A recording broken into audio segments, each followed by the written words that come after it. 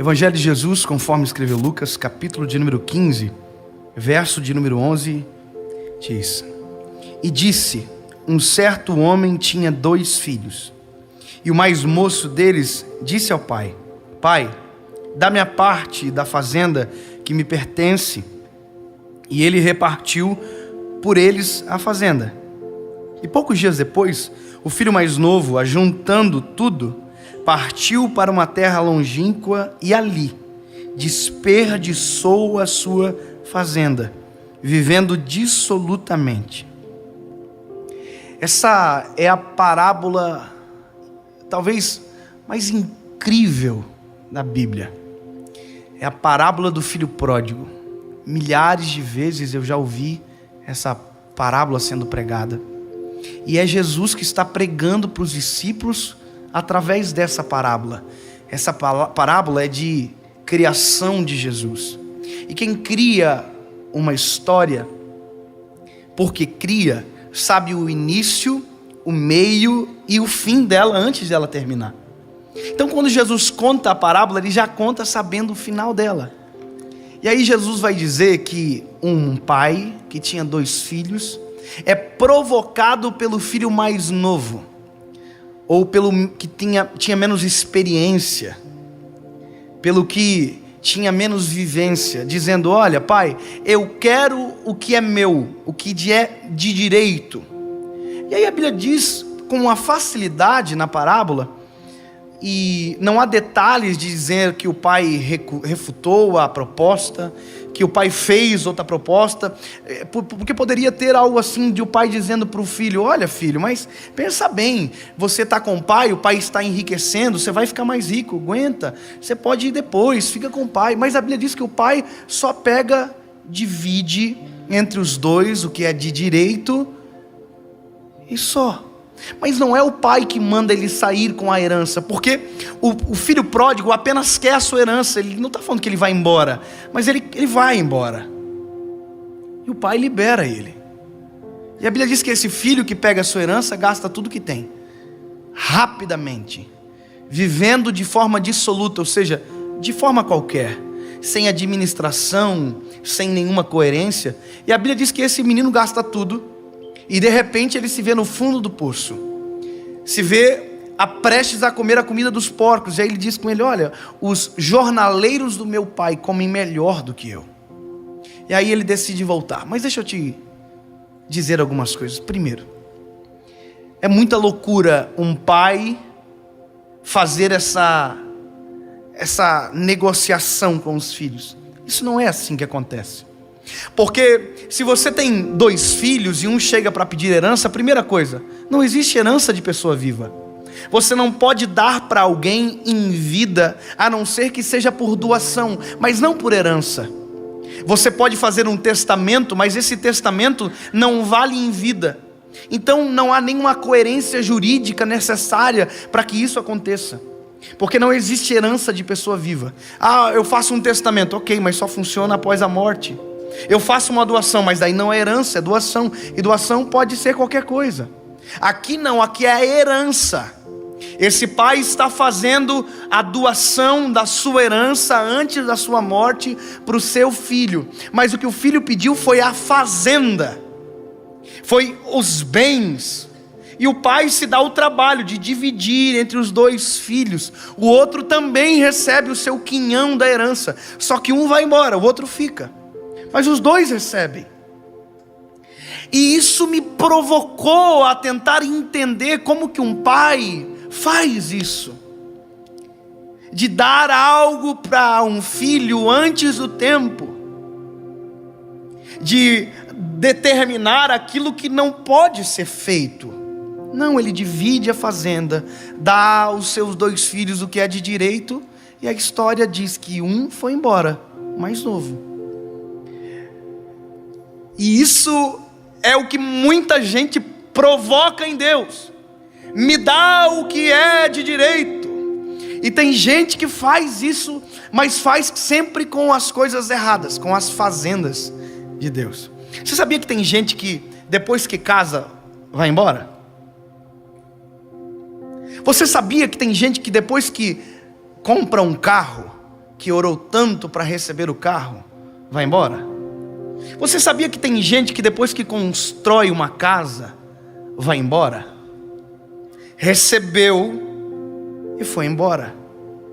E aí gasta dissolutamente e aí desespera, porque descobre que aquilo acaba.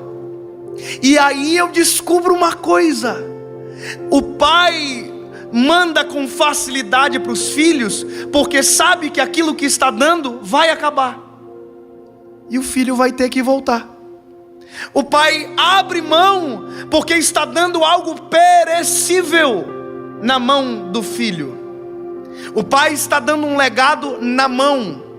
É como se, talvez você não entenda isso, mas uma frase que eu aprendi muito interessante: legado não é o que você deixa para as pessoas, é o que você deixa nas pessoas. E esse homem dá pro filho, não no filho. Esse pai está dizendo: ele vai voltar, porque ninguém foi feito para viver longe da casa do pai. Porque tem coisa que só na casa do pai a gente tem, em lugar nenhum a gente consegue. Ninguém foi feito para viver longe da casa do pai, porque tem coisas que na casa do pai existem e que em lugar nenhum tem. E são exatamente dessas coisas que nós somos carentes.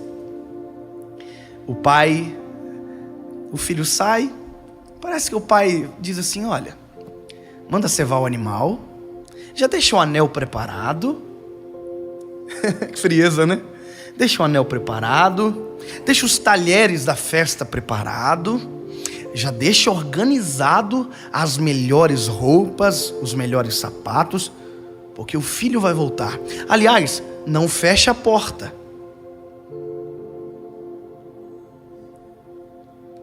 E eu vou ficar esperando na porta ele voltar.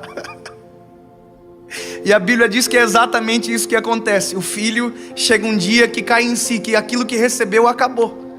E ele lembra da casa do pai. Tem coisas que na casa do pai todo mundo tem, e eu perdi. Sustento. Eu perdi porque lá era do pai, aqui é da minha mão. E aí o filho volta. E quando ele está voltando, a Bíblia diz que tem alguém na porta da casa. E ele não está atrás da porta, ele está na frente da porta.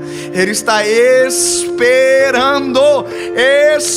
E aí a Bíblia diz que o pai está olhando o filho está voltando. E a Bíblia diz que ele, o pai, movido de íntima compaixão, corre até o filho, abraça o filho. Que bom que você voltou para casa. Que bom que você descobriu que o que precisa não está fora de casa, está dentro de casa com o seu pai. Que bom que você percebeu que o que está nas tuas mãos acaba, mas o que foi construído nas minhas mãos e no meu pulso é para sempre. E aí a história diz que o filho entra para dentro de casa com festa, com anel, sapatos. E agora o filho descobre que o que ele precisava não era de dinheiro, o que ele precisava era do pai. Agora o filho descobre que o que ele precisava não era de uma casa maior, era do pai. Agora o filho descobre que o que ele precisa não é de drogas. Ele não precisa de momento, ele precisa de eternidade. Deixa eu dizer para você que está ouvindo e vendo esse vídeo: você não precisa de momento, você precisa de eternidade. Momentos acabam, eternidade perdura para sempre. Esse é o nosso problema. Nós queremos a felicidade de momento, e que Deus tem para nós não é momento. O que Deus tem para nós é casa para sempre. Deixa eu te contar uma coisa. Quando eu era criança, eu ouvi uma canção bem antiga. Nossa, muito antiga. Casinha Branca é o nome da música. E a música dizia: eu tenho uma casinha que está velha, e eu sinto o seu final se aproximar. E a canção continua dizendo: adeus, casinha velha.